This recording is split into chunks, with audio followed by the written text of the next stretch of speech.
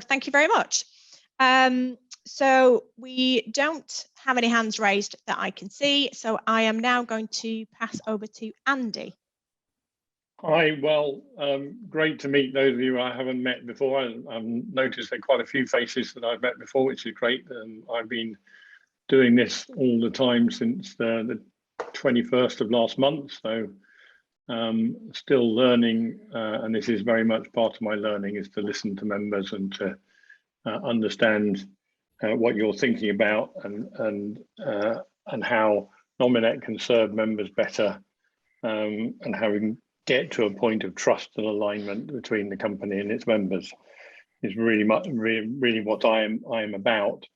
As I think many of you will know, I've asked for a series of important pieces of work on non-registry services, looking at wholesale pricing, our reserve funds, which is really important, our REM policy, public benefit spending, and the engagement mechanisms, which includes this. And I have got quite a lot of people running around. Ellie and the team are all running around like mad, trying to answer all the questions and come up with a clear view that we can come back and present to members as we go forward. And that's really important, I think, that we take stock, given what happened at the EGM, consider where we are, and come back to members with some proposals and some questions about the way ahead. So, you know, I think that work's going well.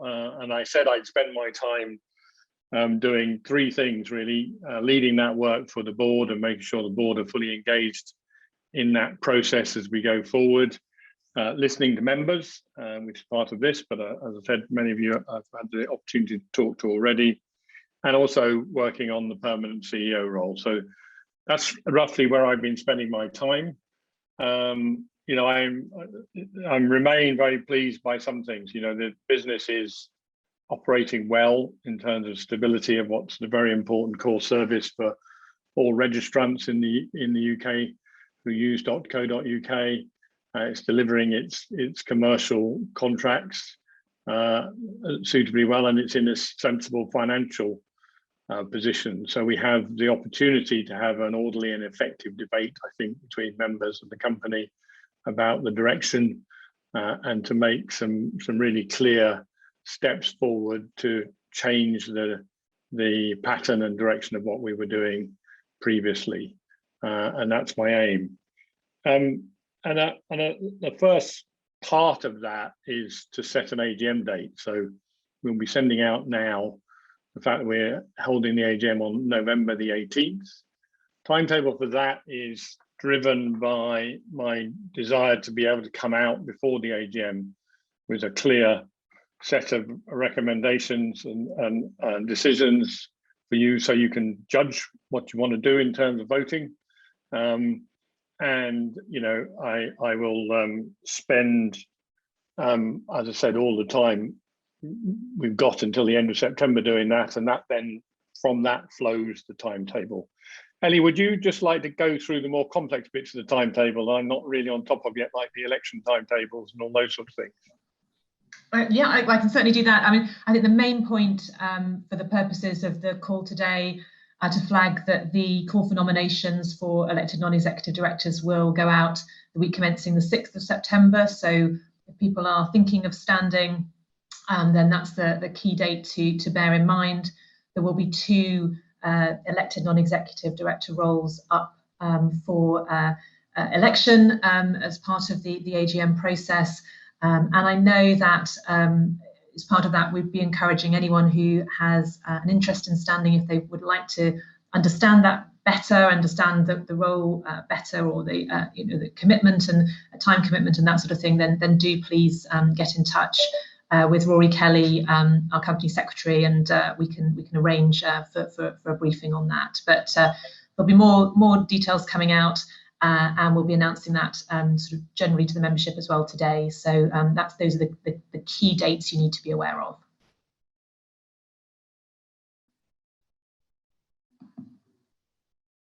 It's very important to me that we have time, all of us. So this, the idea of coming out early with this timetable is to make sure everybody has time to think about what they want to do, and make sure there are no surprises on the way. And so I'm pleased we've been able to get that all agreed and announced today. So that's brilliant. I've spent some time along with Anne or NED on talking to some of the RAC members already, but Ellie, I wonder if you would like to comment a little bit on where we are on the UK RAC and what you see the next steps as being. Thanks, Andy. Yeah, so we've now, as people will have seen, announced the candidates or the councillors that have been successfully appointed to the new .uk Registry Advisory Council. You can see details there on screen. I know we have a couple of UK RAC members on the call today, which is fantastic. We've also now been able to confirm it was a little bit of a juggle, frankly, with diaries, and very conscious of the sort of summer period as well. We've now got confirmation that the first meeting of the UK Registry Advisory Council will take place on the 27th of August. Critically, and if you have followed the development of the Registry Advisory Council, you'll be aware that we had a group earlier on this year of members looking at how that council would operate, and they did some fantastic work in a very short period of time. And they're going to come back to talk to the newly elected Registry Advisory Council members about the thinking, about how they arrived at the recommendations that they arrived at, and also to cover off, I think, some key questions that they didn't have time to address. And so that will be an important part of the first agenda of the Registry Advisory Council later this month. The design group will come along to that, and there'll be an opportunity to talk through where we arrived in terms of the terms of reference and how it will operate and that sort of thing. We also, I know, have had some suggestions for inclusion on the agenda. Critically, we want to talk about the forum and how we get the new member forum launched and how that will actually operate in practice. We really need to address also expired domains, which is something that we consulted on some time ago now. We're very conscious we want to land some conclusions on the expired domains policy, and we'll be talking to the UK RAC members about that at the first meeting as well as a number of other topics which we think are really important from a policy perspective that we need to get members' perspectives on, and it will be really helpful to have the RAC's initial thinking on those key topics. So we'll be publishing the agenda and papers next week.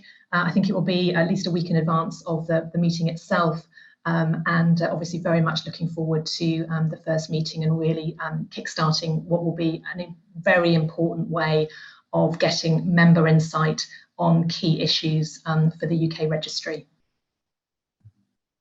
If we go on to the next slide, please. I think I'm just going to pick up quickly on a couple of other topics before we open the floor. I wanted to just talk briefly about public benefit, both in terms of the work we're doing in the organisation and also the ways in which we're wanting to work more closely with members on public benefit. So just, and there'll be lots more information coming out about this. We'll be publishing our social impact report in the next couple of months as well, looking at the activity in the previous financial year. But just a few things to flag, and I know this is something that matters to a lot of members. So important to note that public benefit spending has increased significantly in the last year. You can see there in the period, in the 6 months of 2021, the first 6 months, we've had public benefit investments going out the door of nearly £3.7 million on a range of really key areas. And it's been obviously a really challenging year. If you've had the opportunity to join one of our public benefit webinars, you'll have heard directly from Chris, who heads up our social impact work.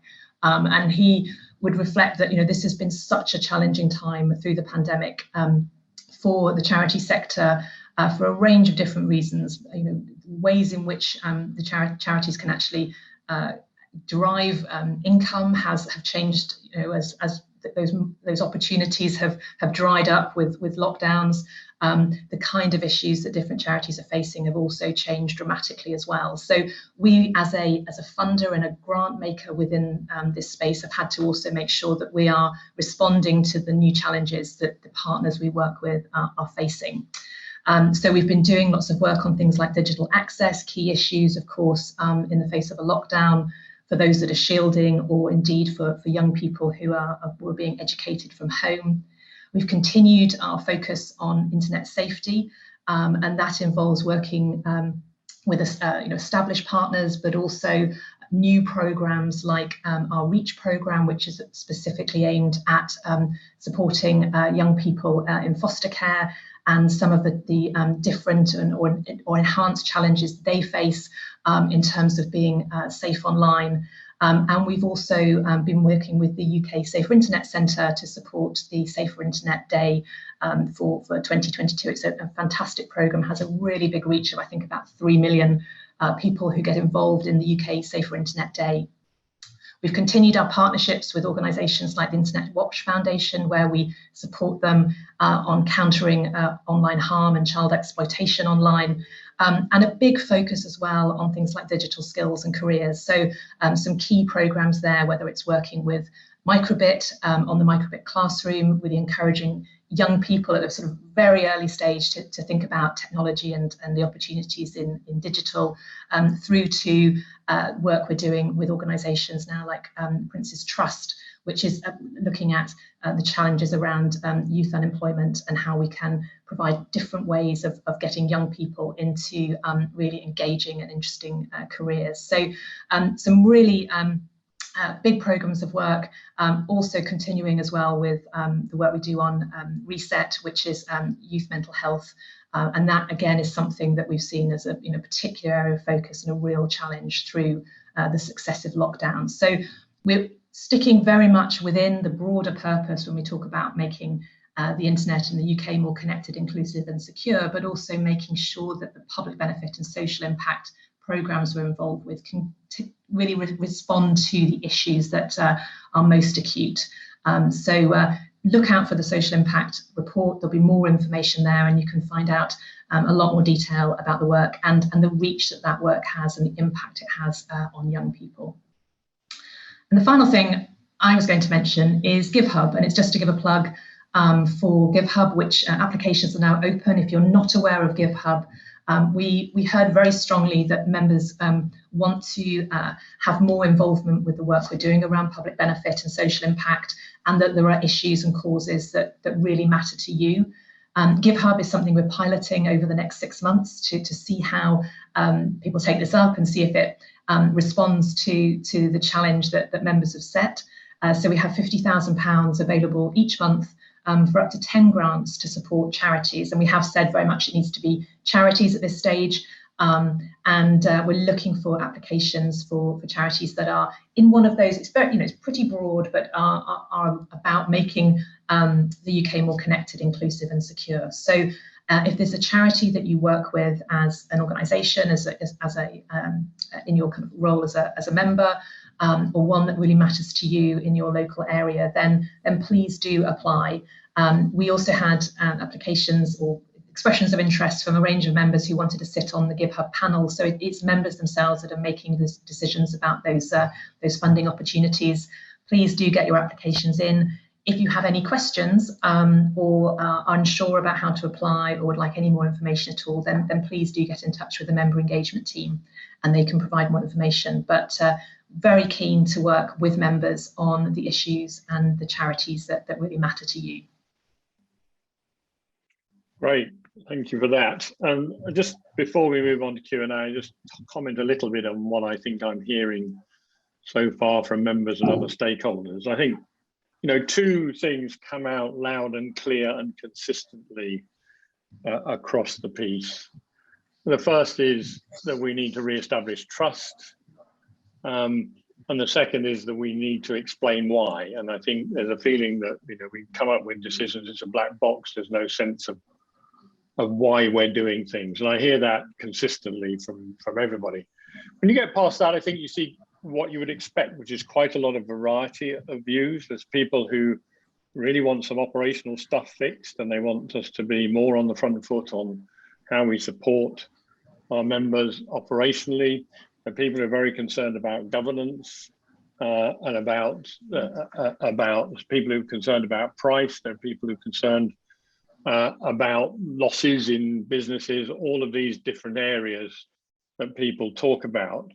So, you know, what I think the other thing that I think, you know, is widely understood is that we're running an important service for registrants in the UK, and that service is paramount in terms of making sure that as we go through these transitions and changes, we maintain what is a very reliable and effective service at the core of what Nominet does. But it's still lots of time for me to listen at the moment. So, you know, I expect to be carrying on with fairly intensive conversations, listening to members over the next month or two. So if anybody hasn't had a chance to bend my ear, please let the team know and we'll get you in the diary. I'm really interested to hear the variety of views that are out there and think about how we can work with members to come to something which is at least has the support of the vast majority of members. That's my aim. So with that, I think we should hand back over for Q&A, you know, if that's okay. Perfect. Thank you, Andy. Well, you have an hour, members. I know that a lot of you said that you were just here to listen, but you now have an hour to ask those questions and have Andy's ear, which is a great opportunity. So I hope lots of you will take advantage of that. I know that some people submitted questions on the registration form, so I'm going to deal with those first, just to get us kicked off. But if in the meantime anybody else just think of anything that they would like to ask, then please do raise your hand and we will get those in too. So first of all, I'm going to come to Michael Findlay. I think you had a question about member engagement and communications. Should we come to you first, Michael? Do you want to take yourself off mute? Yeah, that should be coming through clearly. Yep. I'm sort of wondering to a degree when and if sort of the face-to-face, perhaps regional meetings would return for members. So I know that they used to come up and some of them used to be a bit far away. So I'm just wondering if perhaps regional is the best approach to get everybody in the same room, because it would probably be beneficial to you as well if there was I think face-to-face communicate, there is definitely a difference between Zoom communication and face-to-face communication, and a lot of conversations you probably want to have will be better have face-to-face. Do you want me to say a little bit on that first? It probably makes sense for you, Leanne, to cover this, although I know that we're all very keen to get some face-to-face dates in the diary, but given you lead on this, then please. So yes, we are thinking about face-to-face, but we're mindful that maybe some people might feel quite nervous about that still.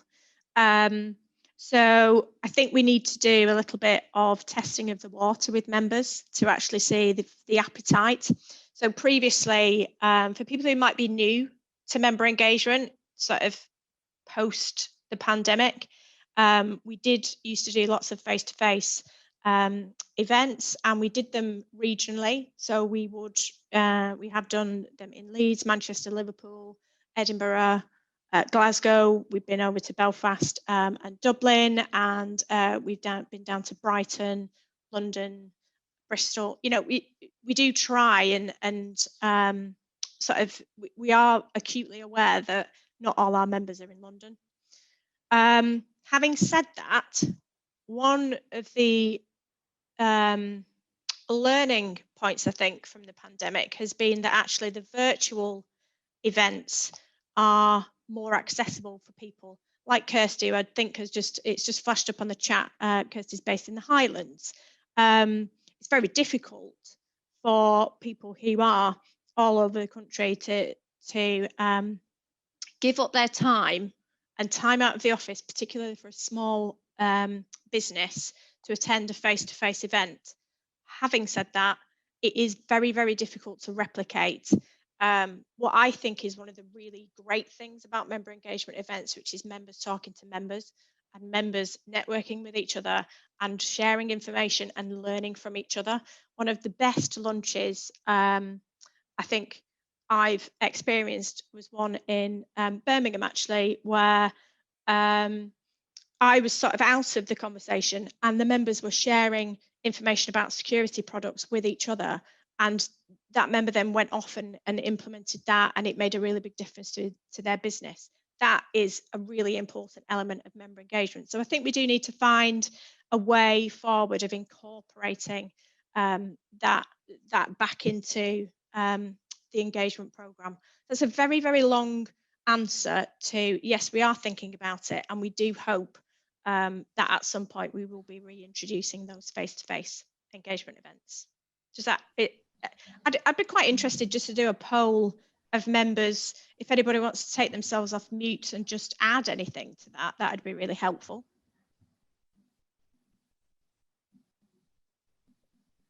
Just a quick one while we're waiting to see if anyone does, Dan. I think you highlighted there one of the biggest challenges, haven't you, which is how you replicate that networking. And I know it's something that lots of organisations have found really hard over the last 18 months, but it is that is so useful. The last thing we want is for member engagement to actually be kind of broadcast, and we want it to be a conversation, and we want it to be an opportunity for us to have conversations with members, but equally for that to be member to member, and I think that has been hard. So again, smart ideas around or where you've seen it done well, we're always interested to hear. And if anybody wants to just drop us an email to engagement, to the engagement email address, just to let us know what your appetite is for attending face-to-face events. I think some people are more nervous than others still in this environment, even though we've reduced some of the restrictions. It'd be really helpful for us just to try and gauge what the temperature is. I don't really want to I'm very conscious that I don't want to come across as though we're expecting people to travel to a face-to-face event in order to engage with us. So I think we need to definitely get a balance. Michael, I think you've come off mute. Have you got something to add? I know from experience, because I attended the virtual Cloud Fest, which was a good mixture between, it had it was basically a full conference platform. Yeah. But it meant that there was the breakout areas and the content and the talks there. Yeah. That might be one way to engage people sort of maybe on a yearly basis across everywhere, and it allows everybody to perhaps attend you could almost incorporate that into the AGM around a conference on it, and that would allow people to enter the events that would be interesting to them. So you could have ones on operationals and then have the breakout and potentially social elements of that as well. Yeah, great. Thank you for that suggestion, Michael. Really appreciate it. Anyone else anything to add on member engagement before we move on to another question? Oh, Paul.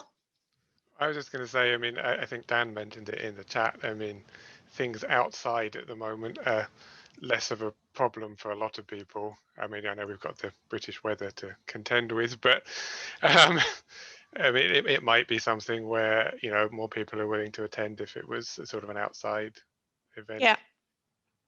Okay. Thank you for that. And thank you, Dan, for the suggestion.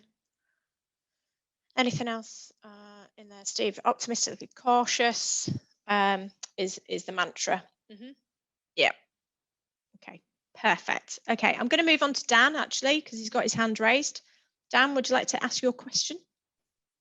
Sure. So yeah, I would just quickly comment on that just as well. So I think it would be very important for it to be hybrid if there is any live events, because I'm certainly more cautious about getting into a hotel room full of loads of people at the moment. Yeah. But my actual question was on the Give Hub. So I've seen dates for when the application window is open, but I've not heard anything on terms of timescales of when charities will actually start getting that money.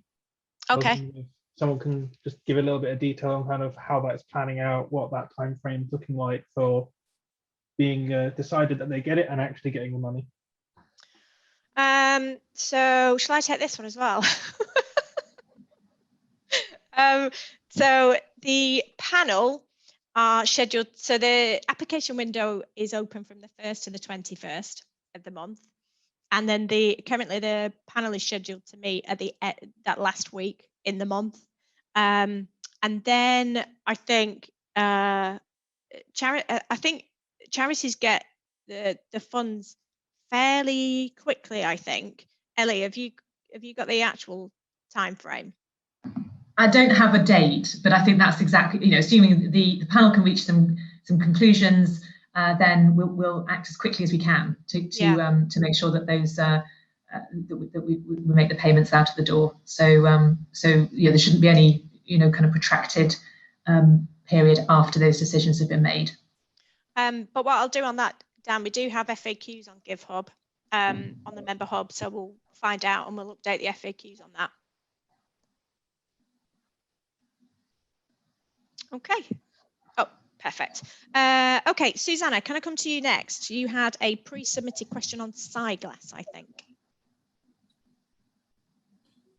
Yeah, it's not my main question really, but I just wondered whether we're going to get any information about how much profit or loss Siglass generated in the past, financial year 2020 to 2021. I appreciate there are sensitivities. I just think members it would be helpful to members if they were informed about what Siglass actually generated, profit or loss, and what. It's not my main question really, but I'm just curious on that one. Okay, thank you. Susanna is obviously one of the things I'm looking at in that first piece, but I mean, I can assure you it made a loss. It's a startup. So I mean, it's no surprise as a startup, but it makes losses. Yeah. And, it depends on it winning contracts and your belief in it and a lot of other things to work out when you think it's going to stop making losses. But that's really, what that first item on my 6 reviews is about, is to get to the bottom of all that. Once I've understood something, and we'll have a look at, what we're trying to achieve and what it's helpful to have in the public domain is the issue I think that I will be facing. But let's wait and see. I have no need or wish to hide it, but depends what we're trying to achieve with the business, I think, before we take a decision on that. Thanks, Andy. Susanna, can I come back to you to ask your main question, because I feel like a short change. Right. Thanks, Nan. Well, there was a quick one on the summary of the 2020 consultation. As you said, Ellie, things have been a bit long drawn out on the expiring domains front, and there was that last consultation. And I think you said that the summary would come out sometime in 2021, so it is still 2021. But obviously, if we're going to discuss expiring domains, it's helpful for us if we could have that data on what actually was found out from that consultation, which the members took the trouble to participate in. So the release of a summary would be a really good advance data for us all to, try and get a handle on what members actually felt in that consultation. Susanna, I totally agree, and I think it's a critical input as well for the UK RAC in terms of sort of deliberations, when they're looking at next steps on that. So absolutely, we'll be providing that. Thank you. Perfect. Thank you for that one. Okay, I'm carrying on with the pre-submitted questions, but don't forget, if you guys have any questions too, then please just use the raise hand button. Please do take advantage of the opportunity. Kieran, I know that you said that you were in listening mode, but I think you did have a question, and I just want to come to you to check whether you want to ask it. Yeah, board structure, I think.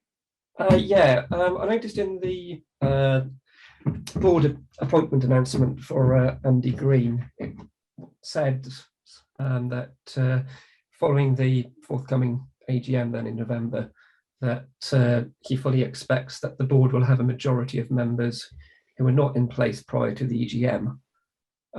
So there are currently 3 people from that pre-EGM board that are due to stand down at the AGM. So will they be restanding?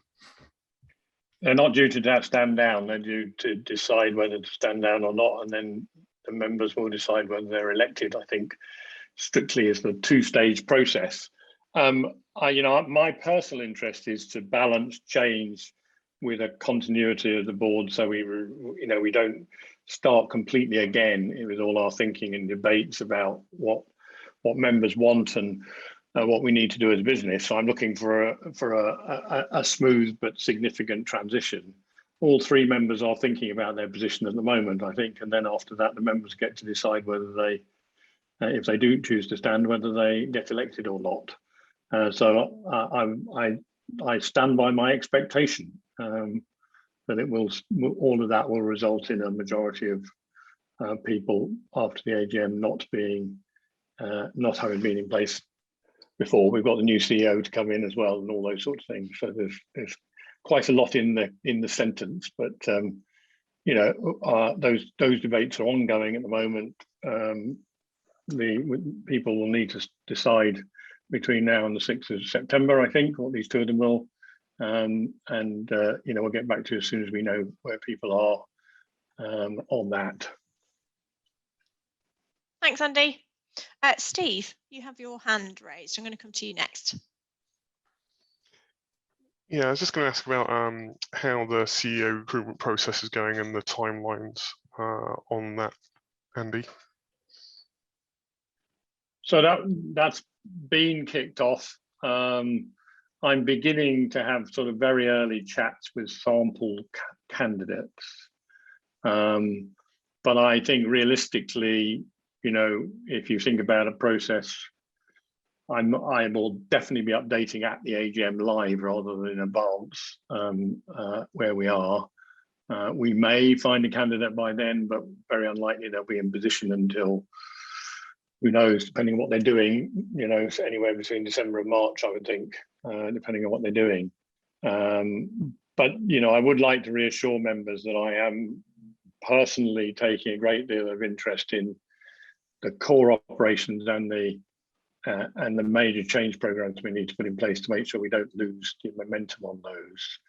And I feel we have a very good, deep group of people who are capable of carrying that work forward without a CEO in place. But as you can imagine, I'm really keen to have a CEO in place because it's taking a reasonable amount of time to do those sorts of things. So I should be pushing on as fast as I can, Steve. Thank you. Andy, you mentioned that you've been hearing some sort of feedback from members about some operational things that they want to work better. And I think, William, if I can come to you, you had a kind of operational question around domain recovery. I wondered whether you wanted to raise that. Yeah, sure. We get users come to us who've got abandoned websites where the developers disappeared for whatever reason. And sometimes it can be nearly impossible to track back through the service provider who's hosting their WordPress site, for example, to get control of that back. These people generally have no idea what their Nominet logins and authentication process is. I've got one which has been going on for about a month where the lady can't find the time to sort it out. And it's as plain as the nose on everybody's face that she has operational control and ownership of the website and needs the domain name to obviously get back under her control. But we haven't had a single response from the registrar in question, who has obviously determined there's no money to be had from this process and will quietly disappear because experience tells them that we'll go away and probably she'll come up with a fresh domain name and the whole thing will just disappear into the usual black hole that these things disappear into.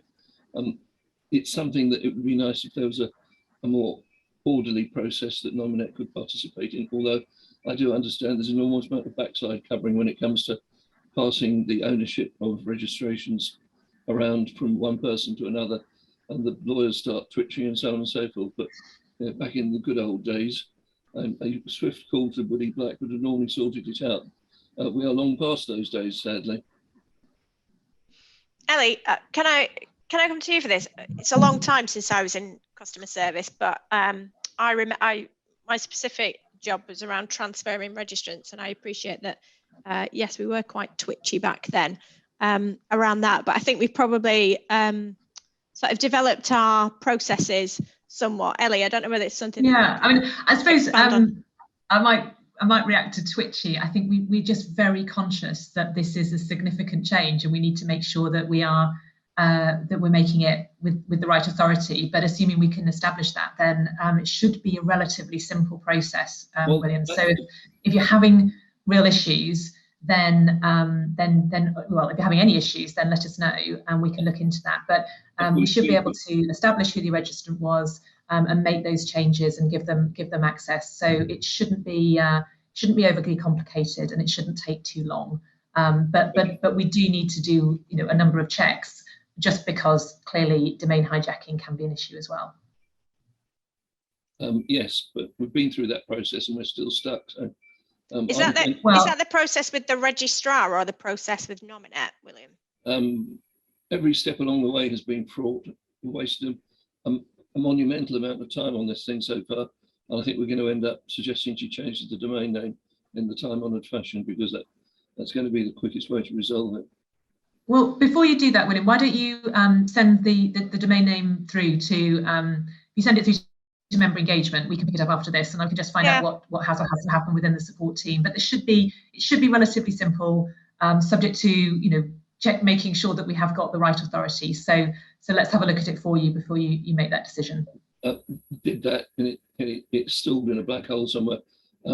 Like I say, I have been around this particular loop several times, and it is particularly bad at the moment for all the reasons we know. I'll try and exhume it and put the pedals on it once again and try and shock it back into life. Great. If you send it through, send it through to engagement, and we can try and follow that up for you. Okay, thank you. Thank you. Just to take it back just strategically for a moment, it seems to me one issue the board has to look at is whether the sufficient attention has been going into these underlying processes and systems, whether we've got the right APIs for the industry as it evolves. And I can, when an organization has other agendas, sometimes there's just not enough time and energy given to that, not enough resources given to that at the right moments. And I want to have a good look at whether we are really committed and to being, world class in all of the aspects, not just in running a 100% uptime service, but in terms of how we think about supporting members in the various tasks they undertake. So at the top level, I think not immediately, but very soon in the agenda, we need to be thinking and looking at that and checking that we are doing everything we should be doing and could be doing to support these sorts of issues.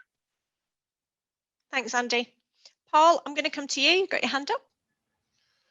Hi, one for Andy. Obviously, different people think about sort of the chair role differently.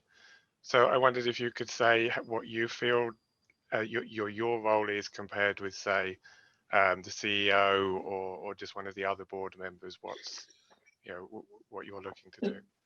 So I'm playing out of character at the moment. I mean, when you interview me for a chair role, you'll always hear me say I'm a non-executive chair. That's what I do. I'm non-executive director sometimes, but I'm non-executive, and what I do is bring all my experience and my varied continuing experiences to bear to support the development of the company. And therefore, in the long run, my aim is that I will be running the board well. I mean, making sure that we have a clear strategic direction, making sure that we have a CEO who's focused and clear on what they're achieving, and that we're presenting ourselves to all our stakeholders effectively, which is roughly what I do in a public company. I don't see any real difference here to Nominet. And the CEO is getting on running the business.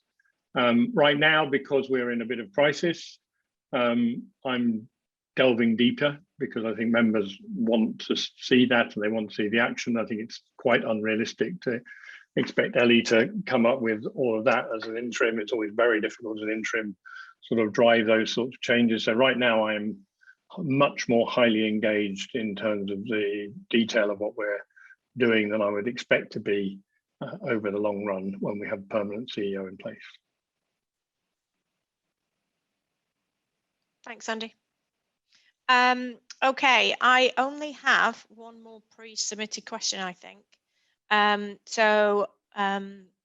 You guys have lots more time. So if you have any more questions, then please do raise your hand. Thank you, Steve, for responding so efficiently to that plea. Obviously, I'm not going to keep people any longer than we need to. So if we do get through the questions, then I will give you the gift of time back. But I'm going to come to Susanna first, because I think Susanna had another question around member forum. Do you want to pick that one up, Susanna, and then we'll come to Steve? Thanks, Leanne. Yeah, I'm glad to hear that we've got the forum on the agenda for the first council meeting. That's brilliant, thank you. But for the benefit of all members and everybody here, I just wondered whether we could have some signal about when we're thinking the new forum might go live, and also any thinking that you're developing on members being involved in the moderation of the forum, at least as sort of co-involved. And finally, on the members forum, could members who often have experience of running forums themselves, could they be involved in the design and the development of the forum alongside the Nominet team? I mean, I know Dan Rogers hosts a forum really well. It's really effective and useful. I've certainly got views on how the forum could be useful as a tool for use in relationship with the council. But I mean, so time scale, member moderation, and the actual design and development, why exclude members? Why not get them on board as a team? I'm not saying you're trying to exclude us, by the way. But... a few points on that, just to come back, Susanna. So one of the key inputs, I think, into this is the listening process work we've been doing around the consultation. And so there were questions in there about the forum. We're just waiting to get some outputs from that, from Savanta, that we've been working with. And I think that will be really helpful.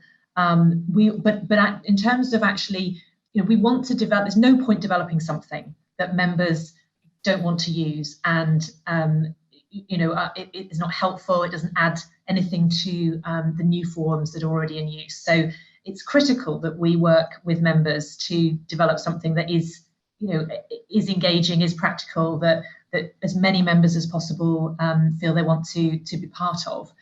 So I think it's essential actually that we get members' perspectives, whether that's through the consultation and the listening process, whether that's through the UK RAC, and I know we've got expertise on the UK RAC in forum operation, and the broader membership. So thinking about how it will work, the practicalities, all of those elements, I think, yeah, absolutely key. In terms of time frame, it does sort of depend on the complexity, the extent to which we're standing up something that has gone before versus a new approach. And in terms of, I don't imagine this to be co-developed, but in terms of co-design, I think absolutely. Is that one way of capturing it? Maybe. So I'm not giving you an absolute clarity on time frame, but we'd like to get it in place as soon as possible. And I think to a degree it depends on the development and design of it.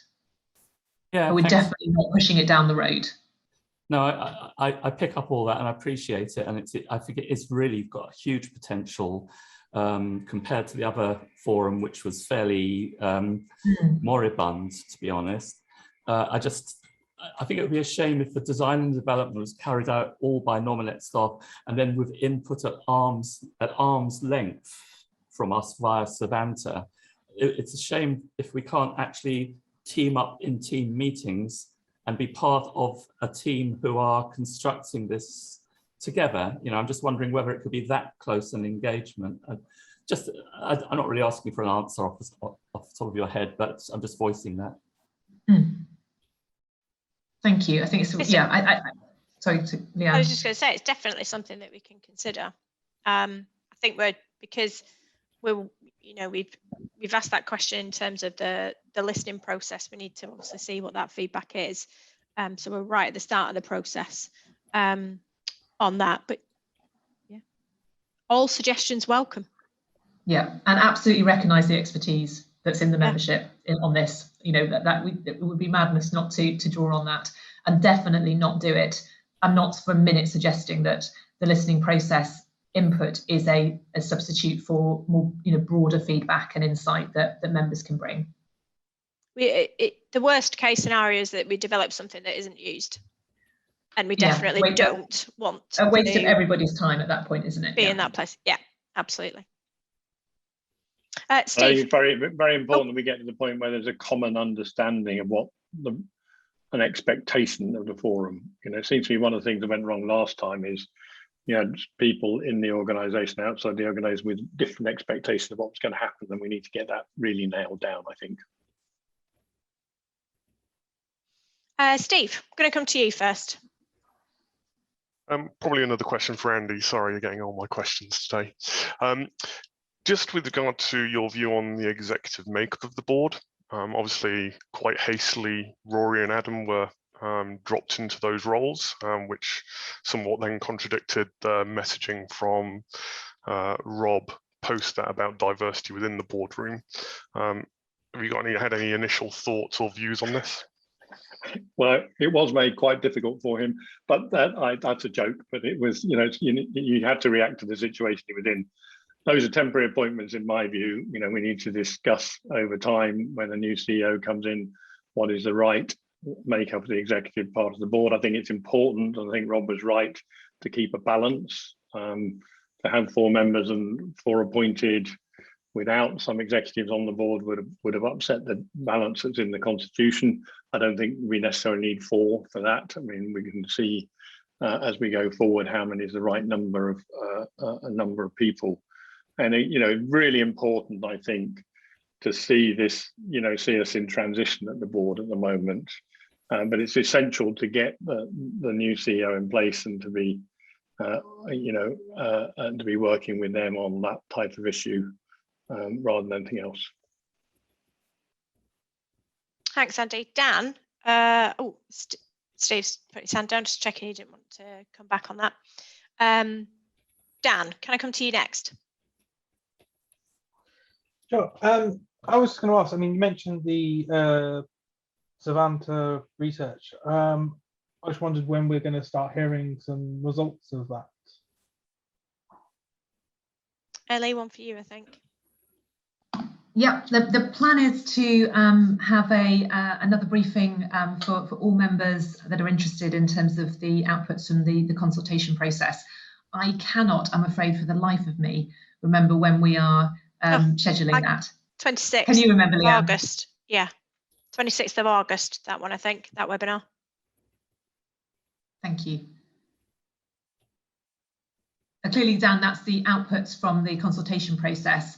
And this is a critical input into the work that Andy's already highlighted, and clearly, you know, as part of the response, the broader, you know, board response to it, that will come later. But 26th of August is the next key date.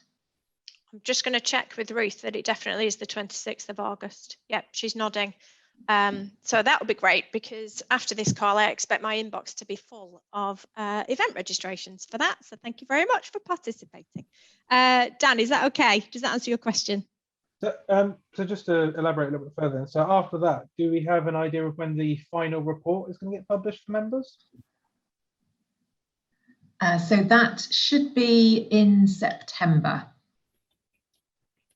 I think there is another phase as well to this listening process, where there's in-depth interviews, I think. So actually the listening part of this hasn't quite finished yet, but Savanta are going to update on what's come out of the online consultation, I think is my understanding. That's right. Okay, cool. David, you did have your hand up, but now it's not. Is there something that you wanted to add? I did actually add it in chat privately to you, but it was to do with what Susanna has said regarding the getting the forum input from the members. It wouldn't be an unusual thing for us to do. You might remember when we moved to the from the self-hosted to the cloud vBulletin, we did actually get member input on the structure of the forum then and change the categories as a result. So getting design and input on how the forum should operate isn't something that I think is unusual for us to do, and we shouldn't consider doing. That's all I wanted to add. Thanks, David. Thank you. Andrew, can I come to you? Just going back to the date of the AGM and Andy saying that he would put his position effectively on the table before the AGM. That AGM is going to be a pretty crucial vote for Nominet, because there's going to be 3 appointed directors that need confirming, as well as 2 new elected directors being elected. So will we get to see your plan for 2022 out of the Savanta consultation, and what does that include? Any governance changes to Nominet, like voting rights, or are you going to make elected directors appointed or anything like that before that vote? No, so just so we're clear, I'm definitely intending to come out on the things that I've talked about in the note. That's an awful lot of stuff to get through. I think you'll have to decide whether you want me or not on that basis of that. Governance we're going to have to come on to, and I'll probably, what I'm thinking of doing at the moment is just writing a piece on it so people understand. I think we do need to understand how limited the opportunity is to change anything without a very high member vote. Some things require 75%, some things require 90%. So I think the concern about this, is a little overdone. So I think we need to look at it and we need to think about it and see whether there are any changes. But I do think whatever's done in that area is going to have to be something that we all agree on, or substantially all agree on, because it's going to need a very high vote in favour. We could change the voting. I think with consultation, the board could change voting rights. I've said not vaguely interested up to the AGM. My analysis, by the way, of the EGM vote is it wouldn't make much difference. The vote was pretty much split amongst big, small, and medium members, which is kind of the only thing you could do is change that 3%. Very, very complex. I would love to change the 3% so we didn't have to calculate it in arrears, personally, because it blows my mind, the maths of it. But that's a tiny thing. There are lots of things you look at and you go, wow, that's quite complicated.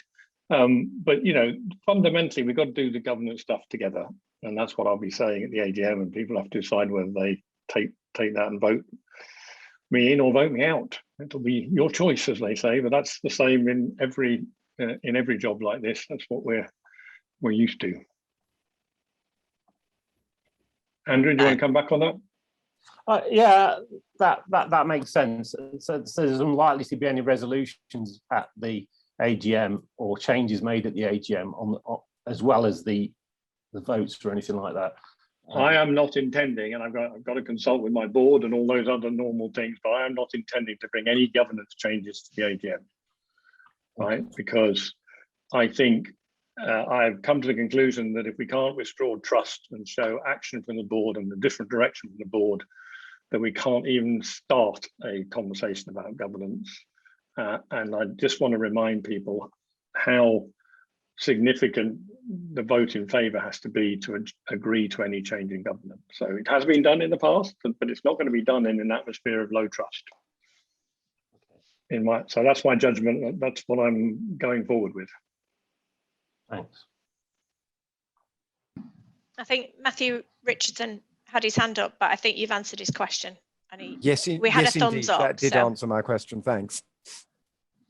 Can I make one point of clarification, Leanne? It's just been pointed out, but it's likely probably to be October that we have the final output and board response in terms of Savanta. Just want to manage expectations, but obviously this will be down to the board, but I think it's probably likely to be October. Thanks, Ellie. Okay. The other part of your question was, we'll have an early sight of some of the Savanta results, which we'll have to feed into this. Again, at one level, I could sit here and say, well, I want to wait for all the results. I want to wait until the UK-Iraq has opined on everything. But I think we owe you a down payment of some action. So, that's why I think we have to go to the AGM with some real things that people can count on and believe, so they can get some belief that there is a change of heart at the board. And I think following the EGM, we need to show that. Thanks, Andy. Okay, any more questions? I can see that Susanna's raised her hand, so I will come to Susanna in a second. But just to say, if anyone else obviously has any questions, and I am going to take the moment just to do a shameless plug. Ellie mentioned to public benefit and some of the work that we've been doing with our partners. If anyone is new to the member engagement program, we did quite a few webinars with our public benefit partners, the Samaritans, Microbit, ChildNet, and obviously we record those sessions. So if anybody's interested in finding out a bit more about what we do with our public benefit partners, those recordings are available on the Member Hub. And if you have not accessed the Member Hub yet and you would like to, then just email us at engagement@nominet.uk and we can sort you out with a login. So Susanna, over to you. Your question, please.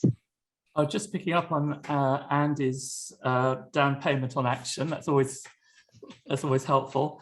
I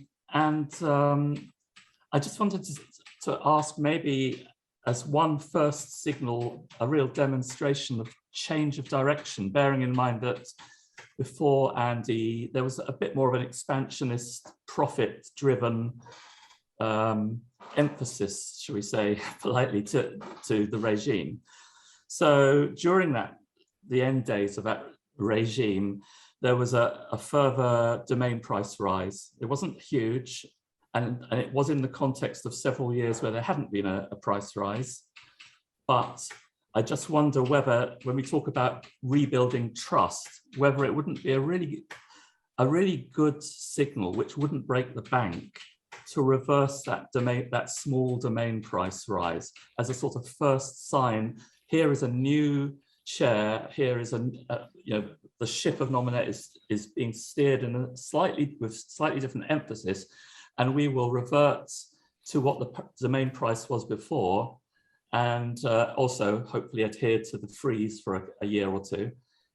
It just would seem like it wouldn't. So certainly we'll think about that, Susanna. It's part of the second item for me is to understand what is the right long-term cost base for the business and what's the right sort of pricing. Yes, of course. I come from living all my youth in a regulated industry. It's something I understand and think about a lot. Yeah, I mean, thank you, Andy. I mean, it's just picking up on what you said about how Nominet is effectively awash with money in one sense, not profligate, but awash. And that what do we do with all the money? And I think one of the first small steps could be as a signal to rebuild trust. All right, we're going to actually see that last price rise was not absolutely essential, and therefore we will reverse that. It would meet with huge member approval. Anyway, I leave it there. It's not my noted. Thank you. To determine prices, and it's not an a board decision, not mine either. Okay, I note the point. Dan, can I come to you? Leanne. Dan, still got your hand up. Have you got a question? Okay, I'll go to William and then we'll come back to Dan in a second. William. Right, okay, I've got a script here, so excuse me if I read it off the screen. Since my attention was drawn to the whole question of surplus cash being flushed from the reserves during the EGM debate, I have been pondering if something more creative can be done with the public benefit funding than put cash into areas that I feel are more appropriately the remit of the educational system and existing charities. I've watched some of the sessions presenting one of the coding initiatives for absolute beginners, and at the risk of appearing to be completely fossilized, I would propose that members might be encouraged to attract and hire apprentices who want a job in IT systems and administration and support.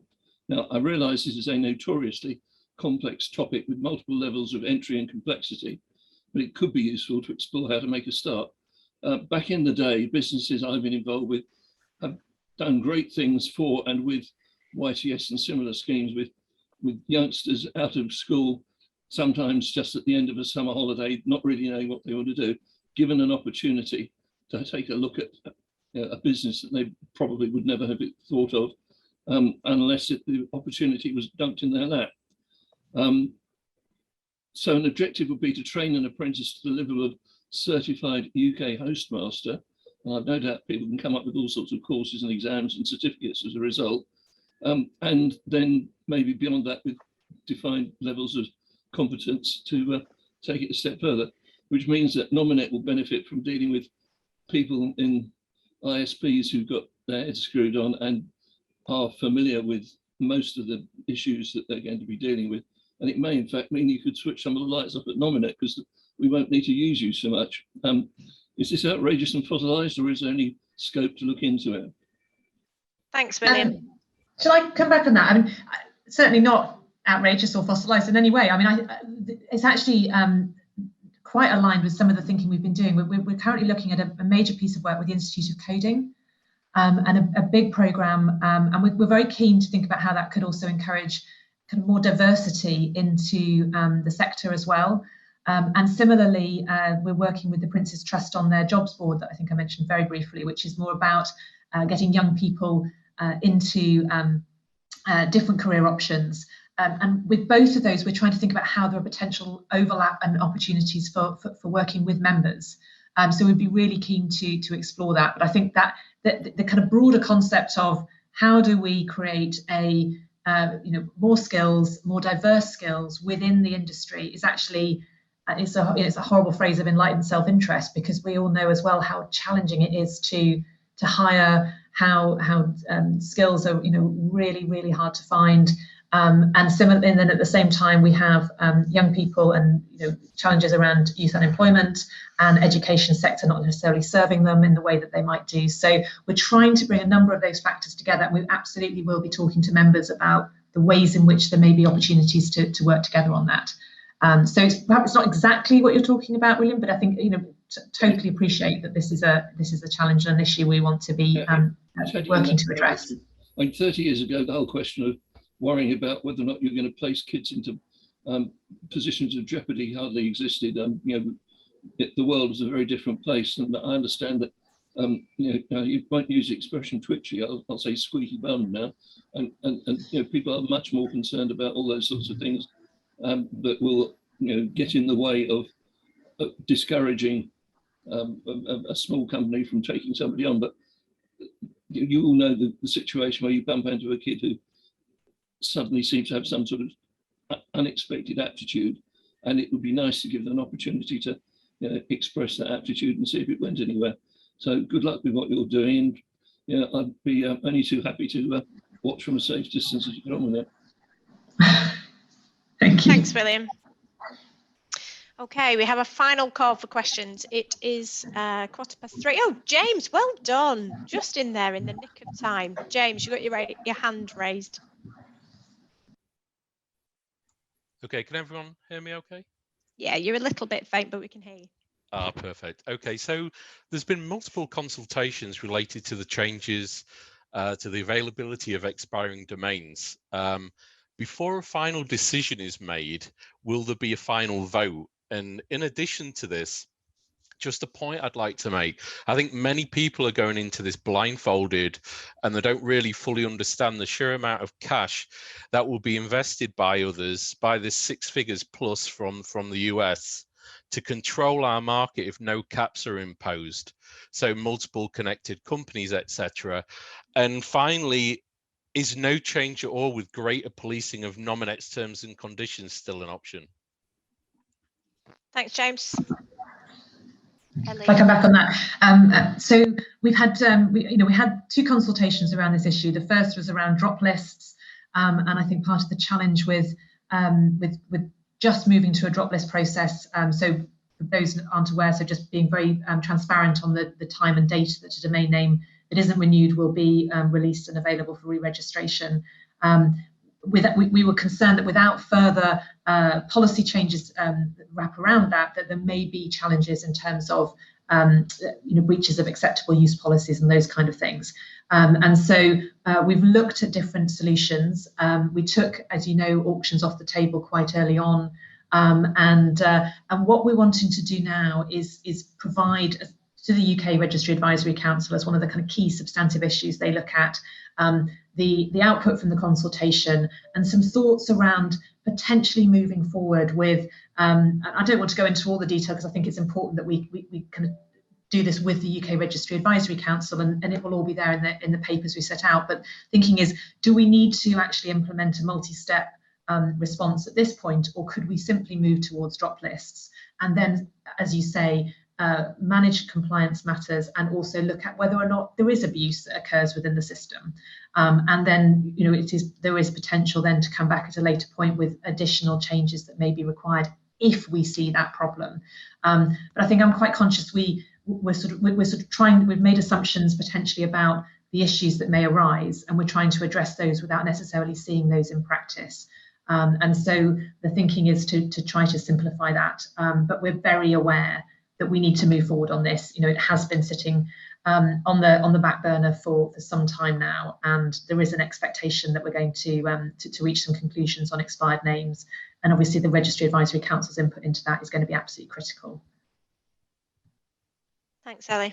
Does that help, James? Yep. Thank you. Thank you. Okay. Was James the last question? Final call for any more questions. Raise your... Oh, Andrew, well done. Andrew, over to you. I just wondered if any changes on expiry are likely to be after the AGM, because making changes to expiry during the middle of an AGM is probably not the best to do, because a lot of members might be upset by the changes. So would any change likely to be, if the RAC looks at it, next year rather than before the AGM? I think really hard to say. I mean, I'm hoping we can reach a conclusion that actually won't upset members. That's absolutely the objective, that we can find a solution with the input from the Registry Advisory Council that actually is welcomed by members, and addresses some of the challenges we identified in the original consultation, but actually is generally acceptable to all. So, and in to some degree, it sort of depends on how long it's going to take those issues to be worked through, the regularity of the meetings, all of those elements. So we'll kind of bear all that in mind. But my ultimate objective is to find a solution that is a positive step forward. Thank you. Thanks. James, you had your hand up. Have you got something else to add? Yeah, I guess it's just kind of following on thoughts from what Andrew said. It's just very much kind of, I don't know, the way I see the consultation on expiring domains, it's very much, if a change is going to be made, it's very much veering towards a pay to win principle.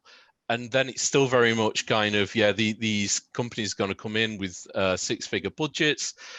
But then ultimately, then you're going to have kind of, in terms of conditions, currently no tag collusion. You're going to get rid of this by moving to a new system. So literally, if you do change things, once this change is made, there's no going back from it.